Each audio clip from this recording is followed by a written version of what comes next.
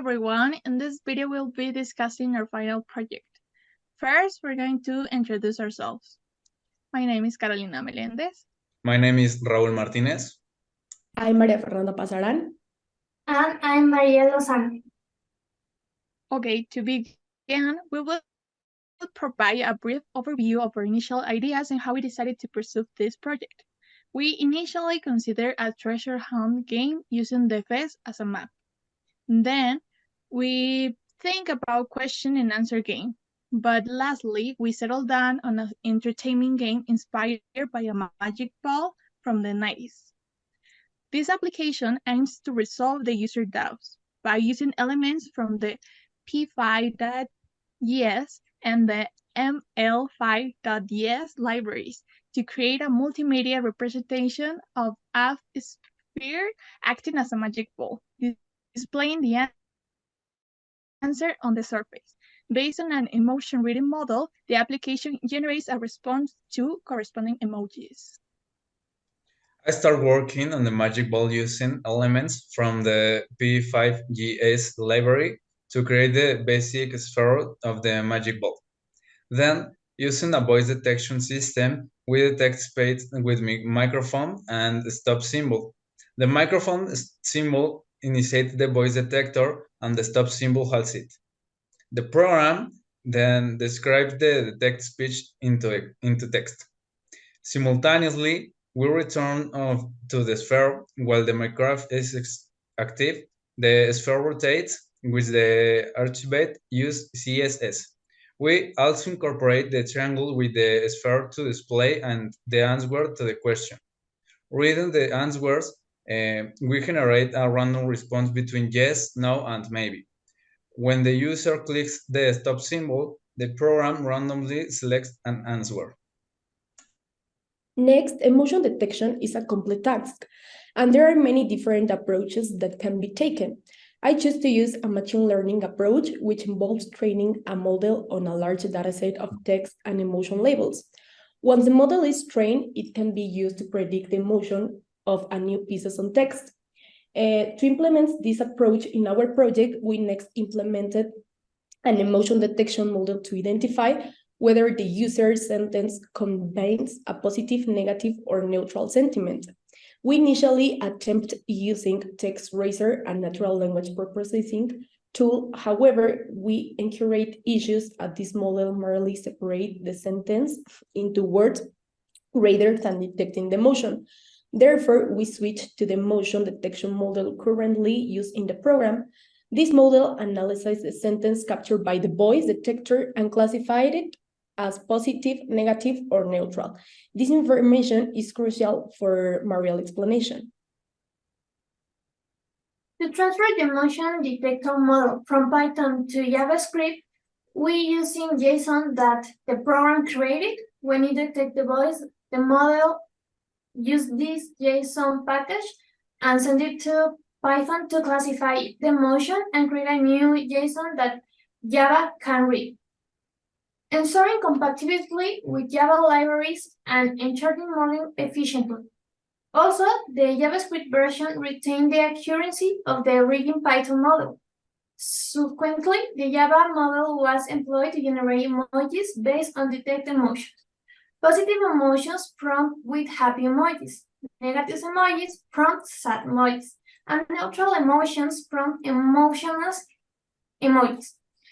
These emojis were chosen for the simplicity and the effectiveness in converting emotion and chasing model output, engagement, and user friendliness. The model also used mathematical logic because if it's a negative question, obtain a negative answer. The model will detect it as a positive emotion.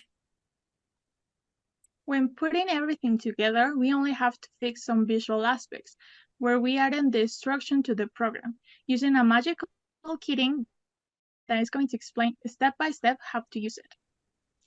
The development of this magic ball application we all practicate because involved multiple stages, including designing the user interface, implementing the voice detector, generating random answers, and incorporating the emotion detection.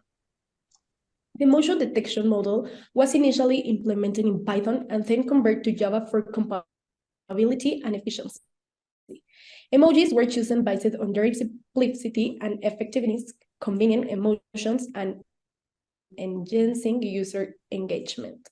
Overall, the project team successfully created an entertaining and engaging application that provides users with personal responses based on their emotions.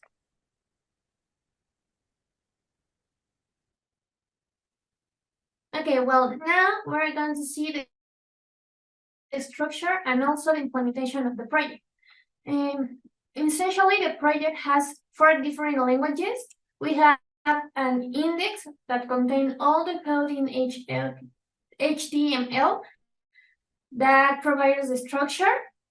We have different styles for every word and also animation in in a document called CSS. And finally, our principal language that we use, it was JavaScript to generate the emojis and also to animate every step of the sphere. Finally, all of these 4 languages are contained in a document in Python that generates the links that we use the application and also to analyze the motions. Finally, I show you how our application runs. So once I run the Python document, this is the link that provides us to run it. And here is our app. Here is a little explanation of how to use it to tell us to the user to do some questions to answer it. And now I will speak in Spanish in order to show you how it works. Hola.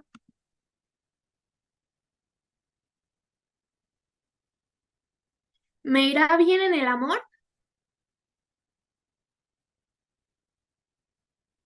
No, but it seems like it's a happy question. ¿Voy a reprobar el examen de mañana? So it's a good thing because I won't fail the exam. Adiós. And this is how it works. Now that we saw the program and how it works, we will explain how we cover all the points of the rubric. So we have technique in navigation. As you can see, we don't have any problems or any mistakes that can be used. So the termination, the project is finished. It doesn't need any other added or anything. It just looks good. Now that this design of the screen, we worked so hard that it can be understanding, it can be easy, it can be pretty. So I think we did a pretty good job on the program. Now we have the use of elements. We try to use everything that we saw in class and that we do on the practice. So I think we did that pretty well. The organization on the program, I think it looks good. It can explain very easily and it doesn't be like hard to understand or be kind of mysterious or how to work with it. So I think we did a pretty good job. And the derivation, as we can see, is only like a linear program, but it works pretty well with the multimedia effects. So it isn't like a plain thing. It can be react to what we do and react to the mouse and everything. So I think it's pretty good.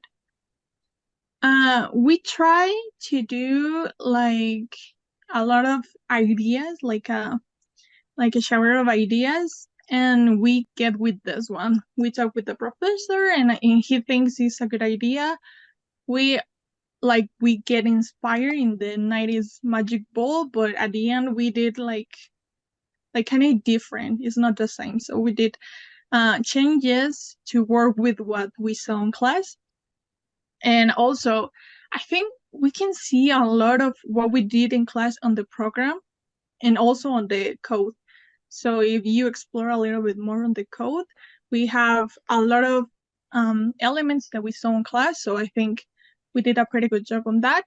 And also, as a team, we organized pretty well. I think what we did is not like separate everything. We try to constantly communicate with each other every time that we have an idea or we like start doing a part of the project. We always like move something and we talk with each other to see if that was good, and we like constantly talk to make like a not just like transformer or something like that. It's just like a program that works well. So I think we did a pretty good job doing the program, and we cover all the points of the rubric. So this is our project, and we will put like everything on a drive carpet so you can see the video, the code, and also the report that is going to be there. So thank you for your attention.